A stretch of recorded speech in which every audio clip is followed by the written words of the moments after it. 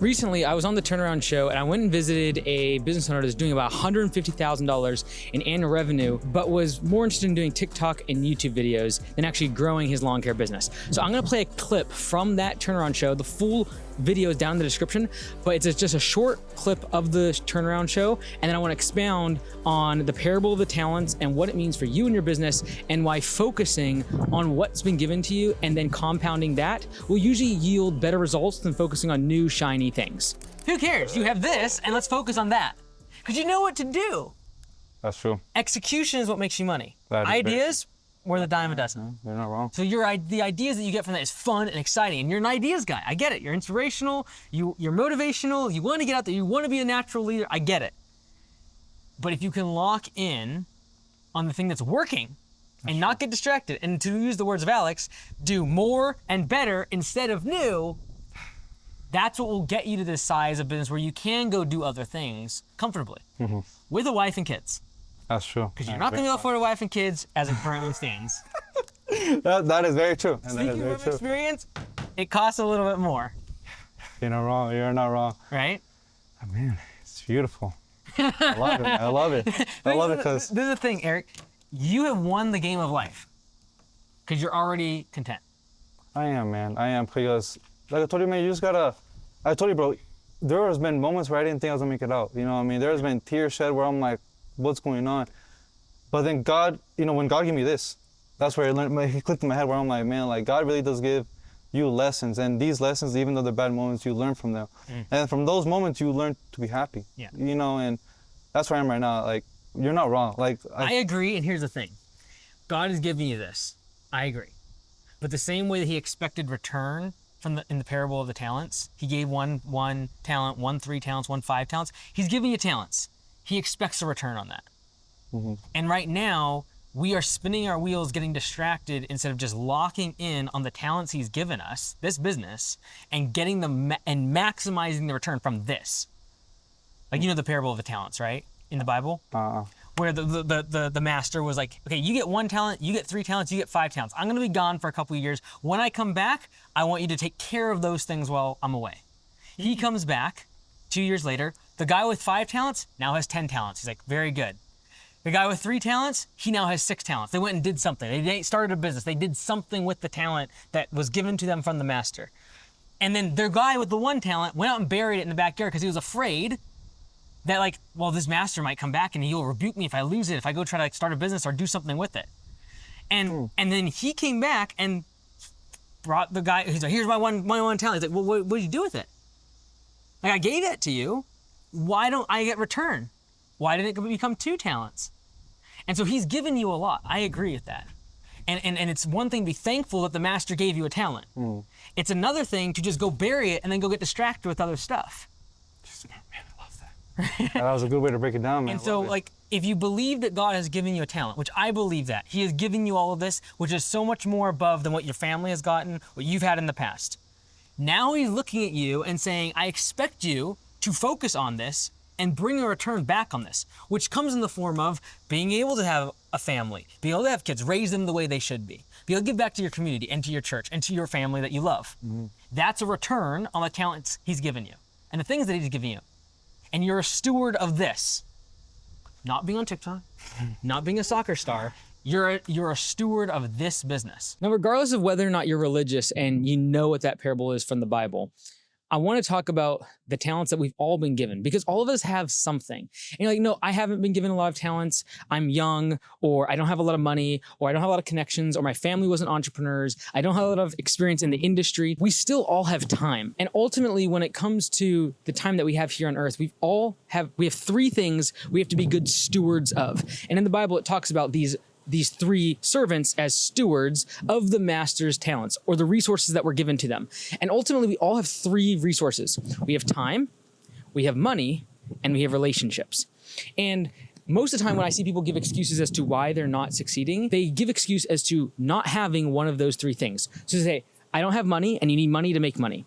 They say, I don't have the connections. I don't know the people. I wasn't brought up in entrepreneurship. My family they weren't entrepreneurs. They weren't business owners. That's relationships. Or they complain about the fact that they don't have the time. And I find very, very infrequently that anyone doesn't have one of those three things. Now, there are people that have time, they have money, and they've been given a lot of resources. And certainly those would be kind of like the equivalent of the servant that had 5 talents. A lot is expected of them. In the Bible, it talks about how who much is given, much is required. That would be the person that has time, they have the relationships, and they have the resources given to them. But all of us have at least one of those 3 resources, and that is time.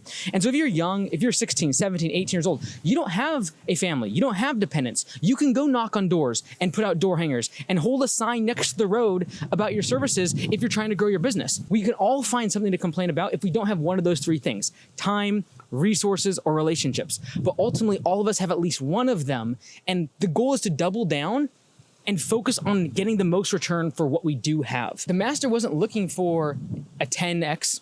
He was just looking for, hey, can I get something in return for what's been given to me? I think so many of us get so wrapped up in the idea that we need the money to buy the truck or the equipment, when in reality, to get the customer, the only thing we really need to do is talk to them. The only thing we need to do is spend the time that we have. And so if you're 16, 17, 18 years old, you have way more time than you will down the road when you have a family and kids and you've got to take care of a lot of dependents. And so use the time that you have. We build custom websites for home service business owners just like you. And you can get a 15-minute free consultation about your website, because our team, on average, when someone joins as a client, we increase the number of leads they get by almost double, 80% within the first 12 months. In fact, if you go to our website, you can actually go through and see all the different websites that we build for a whole bunch of different home service businesses that have taken their business to the next level. Go check it out and book a free consultation call today. Maybe you have kids and you have a family and you have dependents. Well, now you probably have more connections. You have more relationships. You know more people, and you leverage those to get referrals, to open up doors, to get other people to be able to give you reviews about your product or service and be able to scale much faster. But I find so many of us, of those 3 resources, we have one and we bury it. And so instead of spending time door knocking, we just sit behind a computer, we doom scroll on TikTok or on Instagram. We just are waiting for the customer to show up. That's the equivalent of just burying the talent and not getting a return on what's been given to you. And if you actually believe that to whom much is given, much is required, you will be considered a untrustworthy steward or an untrustworthy servant of what's been given to you. And we've all been given time here on this earth. Last week at the Augusta Nation Conference, one of the owners talked about using everything that is like any card that's been dealt to you, use it. Maybe you're 12 years old like Bryson Turner with a wide open schedule and you can work your butt off. Maybe you have a full-time job and you don't need to pull a penny from the business, and you can roll everything back in. Maybe you got a whole fleet of adult kids that can work in the business. Maybe you got a family member that is willing to lend you money. Don't feel bad about whatever your competitive advantage is.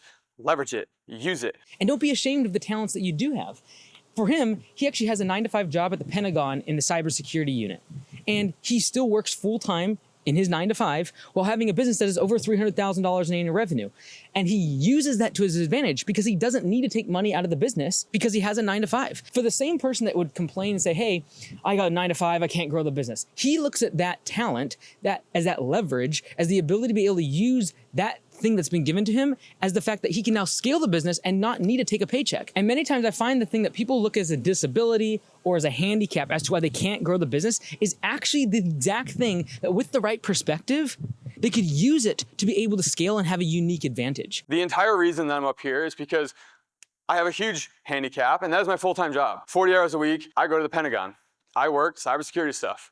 I kind of lose my mind doing it, but it's a great job. So I'm not about to get rid of that handicap anytime soon. And there's a lot of handicaps that you guys probably have that you're not about to get rid of either. The handicap could look like maybe you're young and you don't have a ton of money. Maybe you're young and maybe the customers don't take you as seriously. Maybe it's hard for you to manage employees. The list is endless. We're not perfect, but we spent the vast majority of this year taking whatever little pieces of advantage that we could scrape up and just maximize it as much as we possibly can. Whether it be the fact that you don't have any resources, you don't have any money, you don't have the ability to be able to have connections, you have time, use it. Maybe you don't have time because you have family and you have other dependents, you have people that you gotta take care of, but you have a 9-to-5 that you can pour that money back into the business and not need to pull a paycheck for the first year or two. Maybe your family's connected at school or at church and you can get reviews and referrals and be able to spread word of mouth. Use whatever you have. The master wasn't looking for a certain type of return. He was actually looking for effort.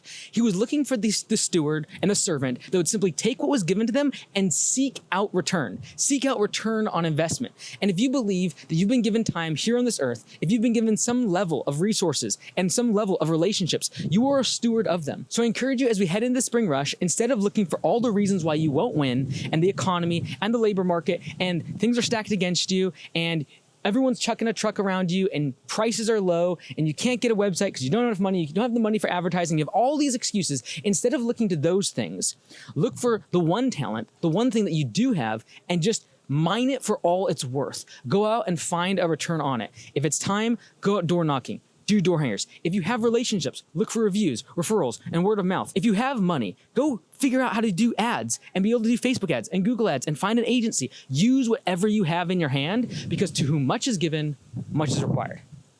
We'll see ya.